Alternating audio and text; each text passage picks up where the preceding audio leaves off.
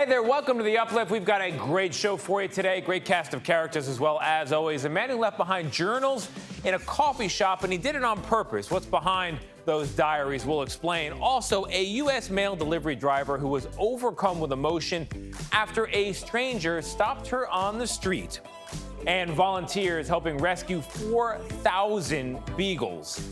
Plus, a 70-year-old who received a text alert calling for help in her community and what she did to step up. And we're going to take you to a chapel where 8,000 couples have tied the knot in a very unconventional place. Where? We'll tell you. Plus, meet the owner of a unique coffee shop in Pennsylvania. What makes it so special? We're going to explain all that, plus the heartwarming videos, the ones you gotta see. You're watching The Uplift.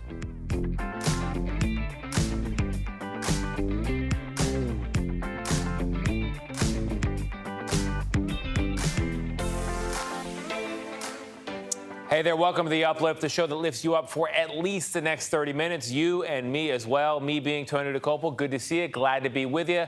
When was the last time you listed the reasons that you were grateful to be in this world? Well, one man set out on a mission to inspire others to express their gratitude, and he got a whole lot in return. David Begnaud has the story. In coffee shops around the country, you might want to look out for a little book titled, "Today I am grateful for." It's there so that people in search of a latte can also search their souls and write a few words about what they are grateful for. Astoria Coffee in New York City was the first place the book showed up. And it's so simple, it's just a few minutes every day. Teddy Droseros, who for 10 years has written down what he is grateful for every day. Thankful for the amazing dinner I had with my brother. Put the book in the coffee shop with the permission of the owner. So Astoria, you drop it off, and then do you keep going back to the coffee shop every day? Yeah, I check up on it and write myself. And what was it like seeing people sitting there writing in it? Oh, that's always an awesome experience, like, because people would just take it and bring it to their seat and just read through it. So explain to me what the gratitude journal was going to be. I was just like, oh, this is just a tool that I can leave around everywhere to inspire people to practice gratitude. It didn't take long before the book filled up, and so another one was left there. I'm thankful for my pup, my health, friends, and fam. I'm grateful for living room, dance parties, and non-sexual intimacy. I love it. I love it. And at Bird Rock Coffee in San Diego, California, he put out more books after he moved there. So then, how many coffee shops did you end up giving books to around the country? I actually don't know. My friends would help me out. You know, when they were traveling, they would get books out there, and then I started getting random emails from strangers saying, hey, I saw this in this coffee shop. Can we bring it to my neighborhood? He calls his project Grateful Peoples, and a lot of that gratitude comes right back to him after the books are all filled up. How many of them came back? At least 100, I would say. So when you got your first book back and you went through it, how was that? I noticed that when I would feel down, I would go pick up one of the filled up books I collected. It would like instant make me feel better. Teddy Droseros, by his own admission, was not always a grateful person, and thinks about that when he comes here, where he watched his mother's ashes flow into the Pacific Ocean. What did she have? She was diagnosed with multiple sclerosis when I was a baby, but eventually passed from cancer. His mother's illness robbed him of a normal childhood, and it left him bitter, he says. My experience with her and her sickness, you know, MS impacts the brain and changes behavior and personality, and it was difficult. It was kind of hard to be grateful for it at the time, and the thing with why I became so passionate about gratitude and started Grateful Peoples is because the more time I took to write in this journal, I realized that everything I was experiencing with my mom was seriously my biggest blessing I'll probably ever have. Do you have your first entry? Yeah. February 29th, 2012. I'm thankful I was born healthy into a great family with all limbs and able to do everything I was able to as a child. Playing all those sports growing up was a blessing. If you need a fresh journal. Now schools have teamed up with Grateful Peoples because Teddy Droseros has distributed 20,000 books to school children. I'm grateful for my father. I am grateful for how education changed how I spoke and how I wrote. I'm grateful for my little brother doing good in school. It turns out that gratitude can foster more gratitude and people actually want to read about it. So you ended up writing a book, and the book was written with the entries of all kinds of people. Yeah, it was just Right. like a collection of Yeah. gratitude thoughts. And what'd you call the book? Today I'm grateful for. And how many entries? About 1,000. Did you read every one of those in the book? So I collected 75,000 entries, and I read through every single one, which was a blessing because it was just like 75,000 bits of perspective. Somewhere in those 75,000 entries was one that said Deanna, and today remains part of the legacy of Deanna Mondello, a dancer who died too young at 28 years old in a car crash.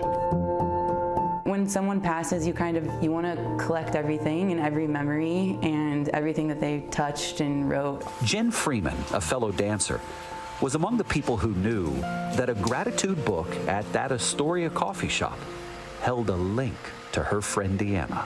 So I went to the coffee shop and I asked who was responsible for these journals, and they put me in touch with Teddy. Did Deanna seem to you to be a person of gratitude? Yes, and that is what is really beautiful and sort of serendipitous about this whole connection coming together. Hearing about Deanna was sort of a catalyst for him to actually embark on this journey of creating this book. It makes so much sense to me because that was the way she lived her life. Like, she always was expressing her gratitude. And Teddy's own mother, just before she died, wrote on July 11th, 2019. She wrote, "I'm grateful to be alive." Just knowing where my mom was when she wrote that, the fact that she was able to just think and feel that way is special to me, and that's why I love this journal, and I'll have it with me forever. I got a piece of my mom here. It's been 5 years since Teddy Droseros first left that gratitude book at that New York City coffee shop. He's still writing in them, a new one these days, and more often than not, about his mother. The more you lose, the more I gain. As your illness took away the simple things, it made me realize how lucky I am to have them. I'm not sure I'd understand how lucky I am to tie my own shoes if I didn't have to tie yours when you couldn't do it anymore. But gratitude taught me it only makes sense to love something I can't change. It's the inspiration behind everything I do. I just had a big aha moment. Gratitude taught me to love something I cannot change. Yeah, that's what gratitude does. It allows you to shift your perspective of what already is. Like, I can't change that my mom was sick, but I can look at it as a blessing, or I can look at it as something dark. But my relationship with her is the best it's ever been. It really is. Even though she's long gone, it continues? Yeah, oh, for sure. I'm more connected to her now than I ever was. That's a pretty story there. And if that book were in front of you, it's worth asking yourself today, what would you write in it? All right, we're going to move on to our next story. It takes us to a cafe outside of Philadelphia, and it's located, in fact, inside a record store, and that is not the only thing that makes it unique. Caitlin O'Kane has our story. Bringing someone a cup of coffee is a simple act that can show them just how much you care. Jacob McFarland loved bringing his dad coffee before he went to work at his record store. For Jacob, it was an act of kindness and a passion. It makes me feel very, very happy. It really does. I'm telling you the truth. It totally does. He's telling you the truth. Jacob is his father's biggest fan, and my husband loves coffee. So everything that my husband loves, Jacob loves. I didn't know, though, that Jacob was immersing himself in all types of research about the proper beans to use, the different coffee blends, the best water, the water temperature, the technology of the whole thing. I didn't know any of that. And the milk. I'm sorry, the milk. Jacob, who has autism and ADHD, became known as Barista Jake around the house. Jake's mom, Angela, says that nickname became known around their community in Norristown, Pennsylvania. When the pandemic happened and our lives all came to a screeching halt, the record store wasn't open. Jacob couldn't go to school. He craves routine, and he didn't have a routine anymore because of the pandemic. So we decided to do a curbside coffee cart outside of our store. What that turned into was an overwhelming community appreciation of Jacob. and knowing that he was living his dream of being Barista Jake. Running the cart not only brought people together over coffee during the pandemic, it brought Jacob joy. The cart eventually moved inside the record store, and the coffee closet with Barista Jake expanded. I got to make the hot coffee. We watched a video, learn how to do iced coffee, and then we got our license to start serving food. So we do breakfast stuff. It just has been a whirlwind ever since. The person that Jacob is now, the fact that you asked the question and he jumped right in with the answer, that never would have happened 2 years ago. And now, Jake's business employs other young people with disabilities. We just want this to be a safe place for these people to come in, feel of service and of value, learn some vocational skills. I also help them with resume design and preparation. We'll do mock interviews. We're eventually going to have a little storage facility where they can get interview attire so that these kids can get ready to go out and interview and put their best foot forward. And for Jacob, his role as head barista has been life-changing. While he had people that he was in school with, he's never had a sleepover. He's never gone on vacation with a friend. He's never brought a friend on vacation. He didn't have sort of some of those experiences. And now, you know, when I hear him having very organic, casual conversations with his coworkers, and, you know, they're high-fiving and, hey, good to see you, buddy. I can't tell you what that does to me, because I never thought that he would have that. And he is really, he's making his way. The coffee closet isn't just a family business. It's a welcoming place for all, and a legacy for Jacob. I think he feels like he has a purpose, and he gets really excited to come to work, and he will see certain people, he knows their car, and he'll start making their coffee before they've even come out, you know, walked in the door. He's found the social side of himself. And if this were all to go away tomorrow, the advancement in Jacob in 2.5 years has been worth everything.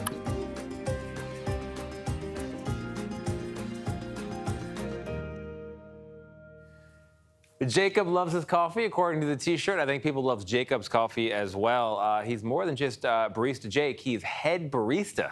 Quite a title. Looks like pretty good stuff. All right, coming up, meet the fleet of volunteers and workers helping to rescue thousands of beagles who had an unfair start to life. Plus, our heartwarming videos, including this one. What brought this postal worker to tears? Find out after the break.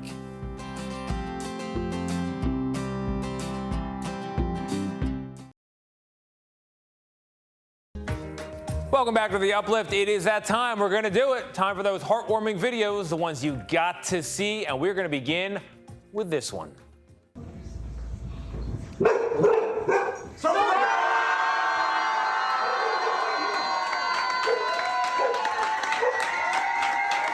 That is dad named Gallo getting a big surprise on birthday number 60. His daughter told us here at The Uplift that he is the youngest of 10 siblings. So for his big day, they flew in, every single one of them. Hope they got a group rate. They were all born and raised in Quito, Ecuador, but they now all live here in these United States. And his siblings flew to Chicago, from Texas, from Mexico City, from Atlanta, from New York, Florida, Pennsylvania. I could go on. They all just wanted to be there to wish their little brother happy birthday. 60 is a big one. All right, our next video shows the impact a random act of kindness can have. Take a look. What's your name? Debbie. Debbie, I'm Isaiah. Isaiah. I'm trying to get some extra change to get home on the bus. I wanted to see if you possibly had like an extra $1 or $2. You can take my last $5. Are you serious? Yeah, here, take it, grab it. Can I ask you why you were willing to do that though? Why? I always help people. I'm actually doing this thing today where I'm surprising the first person who gives me money for the bus with $300. I have some money for you. Are you serious? I'm dead serious. Where's the camera? I'm recording right here. That is funny. You give some, you get a lot in that case. It all comes back. Very sweet moment there. All right, to another sweet moment, another video. This is a moment between a dad, his name is Mike Jackson, and his 3-year-old daughter. Her name is Harper. Come on, I got you. Ready? We're gonna count to 3 and you go, okay? Ready? 1, 2, 3, go. Go, go, go. I got you. I can't. Yes, you can. Yes, you can. Just go. Daddy got you. Say, there's nothing. It's nothing. That I can't do. Can't do. When I put my mind to it. Let's go. 1, 2, 3, go.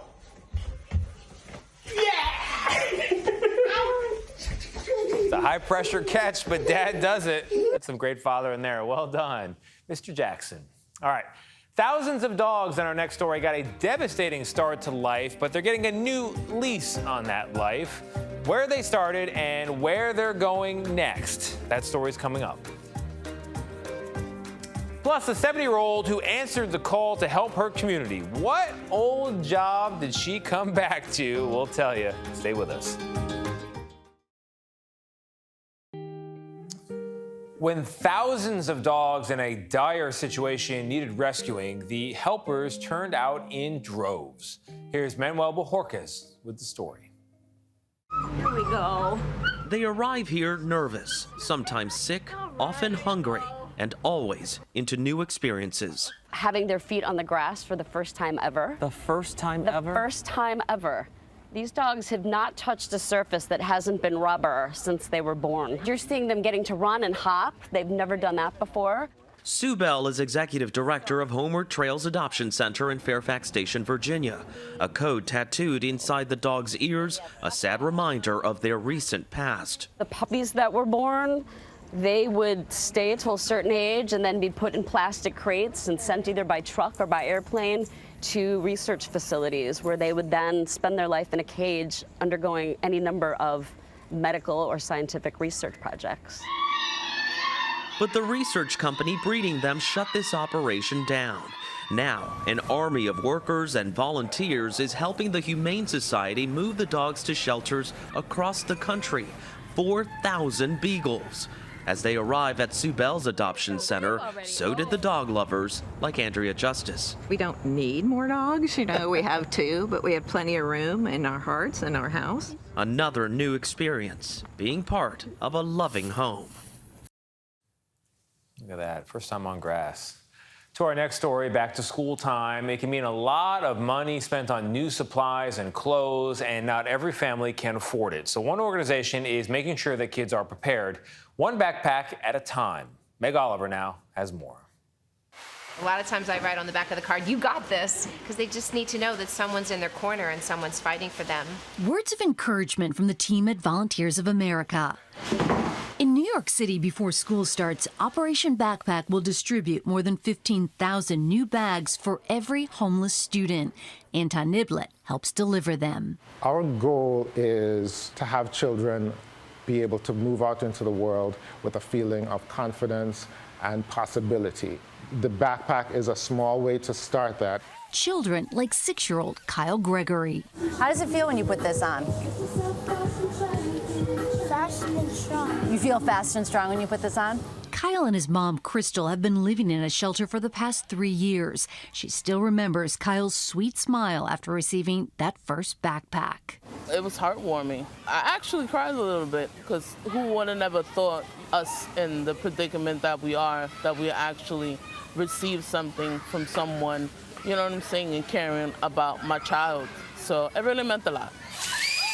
An act of kindness trying to break the cycle of poverty, one superhero backpack at a time. Oh, it's a nice piece. That backpack means a lot. Coming up, the woman returning to a job she had at 15 because she wants to help her community.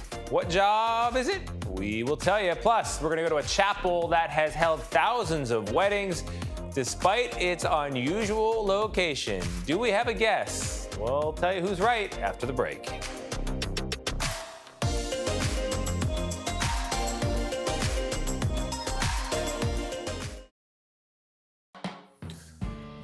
When you think of a shotgun wedding, you may think of a roadside chapel in Las Vegas. I certainly did. But the little chapel in Bloomington, Minnesota is somehow even less traditional than that. CBS Minnesota's Kirsten Mitchell has more. You know, at first I went, oh my, that's really odd. It's a common reaction to seeing a wedding chapel inside the Mall of America. Before I purchased it, I actually came in and sat in on a wedding and realized that it's no different than a wedding anywhere else. It's just in a very unconventional location. How many people do you hold in here? 35. Felicia Glass Wilcox found it was the perfect space for the more than 8,000 couples who chose to marry at the Chapel of Love since it opened in 1994. Second marriages, military couples, you know, people who don't have a budget for a wedding, to be able to provide a service that is nice, intimate, and more about the couple. That's why high school sweethearts Sephra and Denzel decided to tie the knot Tuesday after 11 years together. What's nice about having a chapel here is very convenient. Very cozy as well. Like, it's just really nice. We can keep it really personal just with us and our friends and make that more special for us. Over the years, Felicia has seen it all and has witnessed history, marrying one of the state's first same-sex couples at midnight, the day it became legal in Minnesota. When that happened, it became a very personal business because I was proud of it.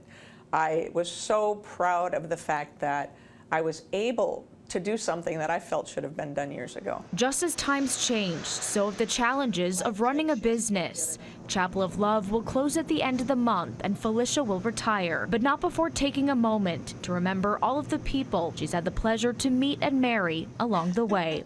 I just want to thank them. It means a lot to me. Oh, I'm sure it means a lot to them as well. All that matters is I do, and a lot of them happened right there. All right, to our final story. It's about a 70-year-old who saw that her community needed help, so she returned to a job she first had when she was just 15 years old. CBS Boston's Rachel Holt picks up the story. A text alert in June pleading for the community's help. We need staff, you know, in order to keep our facility open. We need help. At the time, YMCA Cape Cod was forced to close its small pool due to a staffing shortage. I'm retired, so I have time. Barnstable grandmother Maggie Sullivan was one of the first people to respond. Her only hesitation, her lifeguard certification had expired 50 years ago. She heard the call and she decided to come and help out. We got her certified, and hey.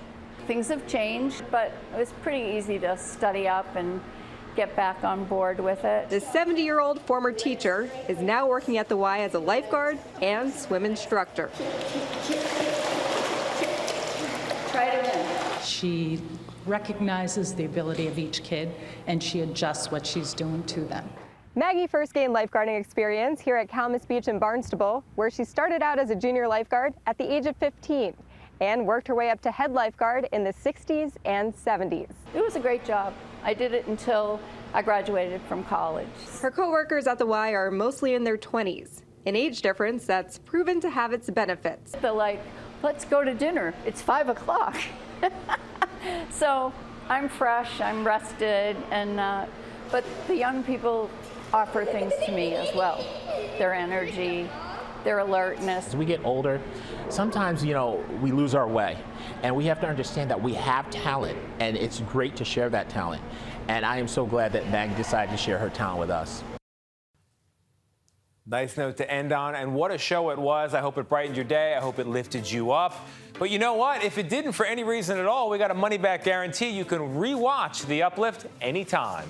That is our show. We'll see you again soon. I'm going to go look for some more good stories.